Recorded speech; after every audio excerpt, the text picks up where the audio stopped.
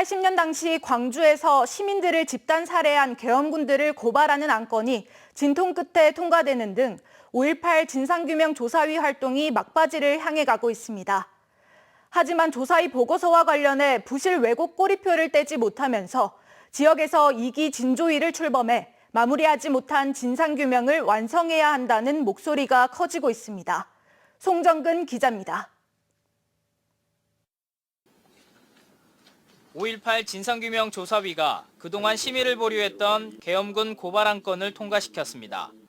위원들은 80년 당시 주남마을과 송암동에서 벌어진 양민학살과 관련해 최용 전 11공수 여단장 등 9명을 집단살해 등의 혐의로 상무 충정작전을 지휘한 종호용 당시 특전사령관 등 3명을 내란 목적 살인 혐의로 고발하기로 했습니다.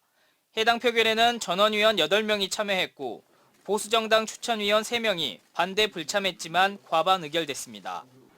다음 달 26일 법적 종료 시한을 앞두고 5.18 진조위 활동이 막바지를 향해 가지만 왜곡 부실이라는 꼬리표가 뒤따르면서 제대로 된 진상규명을 위한 2기 진조위를 출범해야 한다는 목소리가 커지고 있습니다.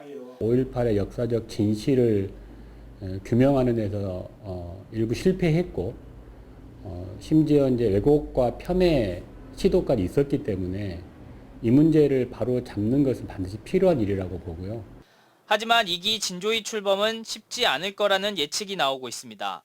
우선 2기 진조위를 꾸리려면 먼저 5.18 진상조사 특별법 개정이 필요한데 보수 정권에서 법이 개정되기가 쉽지 않아 보입니다. 또 법이 통과됐다 하더라도 9명으로 구성되는 조사위원 구성에도 1기 때처럼 진통이 예상되고 있습니다. 여기에 현재의 진조위 조사 방법과 진상조사 의결 방식 등에서도 한계를 보인 만큼 2기 진조위 출범 시기와 조사 방법 등에 대한 고민이 뒷받침돼야 한다는 목소리가 나옵니다. 민주정권 하에서 구성된 진조위에서도 이 정도 성과밖에 내지 못했던 상황인데 이 보수정권 하에서 진조위가 추가로 구성될 경우에는 왜곡의 위험에 더욱 노출될 수밖에 없다는 생각 가지고 있습니다.